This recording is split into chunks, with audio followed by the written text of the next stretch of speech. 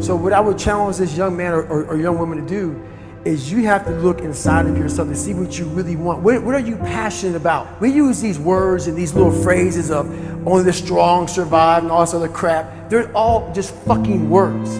I get so tired of hearing people just talking. Like right now, someone may think Goggins just talking. You don't know me. So when I speak from passion. I speak from experience. I speak from suffering. I have to tell this young man or woman that the only way I believe, and this is just my experience in life, the only way you're ever going to get to the other side of this journey is you have got to suffer to grow. To grow, you must suffer. You can become the kind of person that is so in tune with the values that you have and what you actually want, that when feelings rise up, you can choose to act however you want despite them. Even if you're tired, you can still go to the gym. Even if you're annoyed with your spouse, you can still speak in a manner that's loving. Even if you don't feel like doing that hard work, you can still push yourself to do it. Your feelings aren't a choice.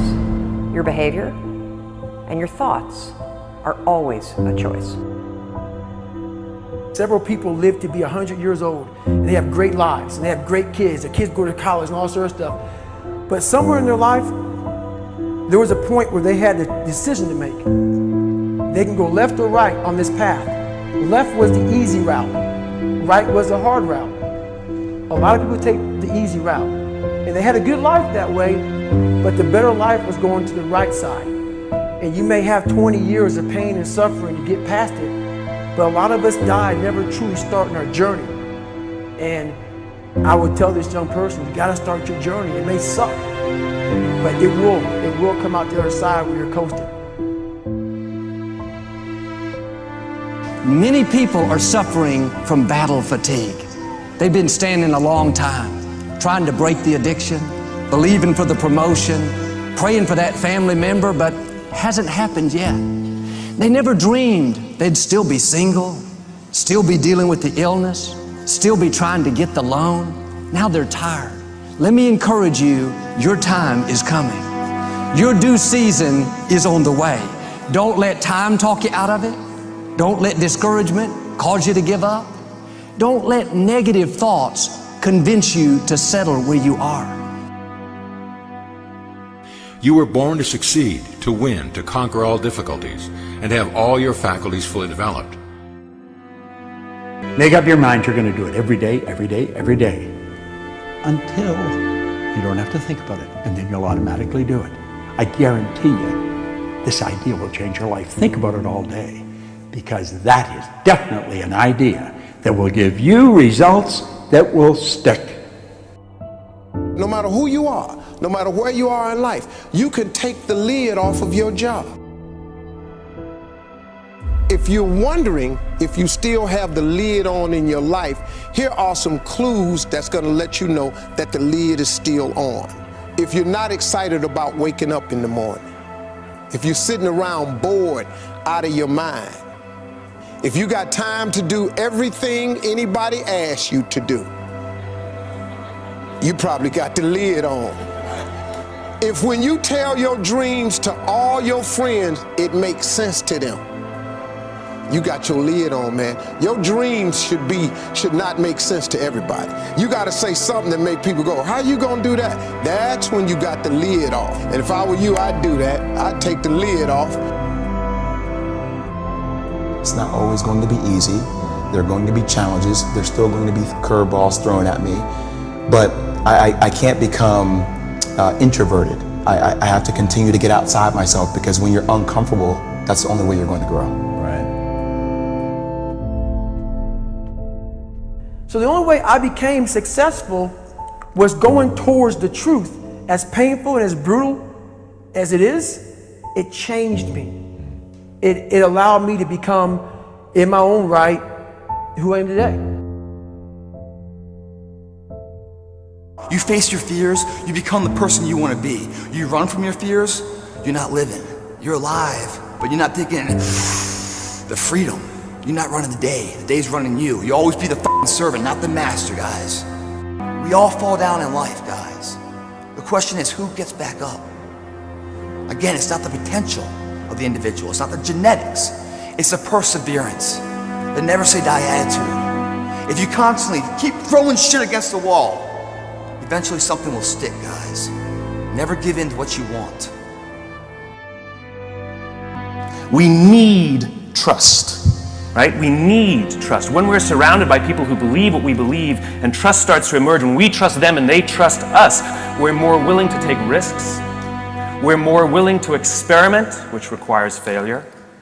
We're more willing to explore and go somewhere that no one has ever gone before, with the confidence that if we fail, if we trip over, if we turn our backs, that those within our community, those who we trust and who trust us, will look after us while we're gone, will pick us up when we fall over, will help us when we're hurt. Our very survival depends on it. Courage, someone who has the courage no matter what to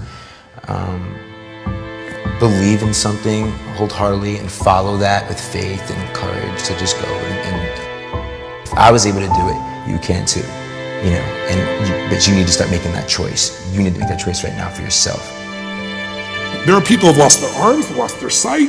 There have been people that have been through the most horrific experiences in life, and they found a way to still be happy because they've made the decision that life is too short to suffer. God will use the foolish things to confound the wise.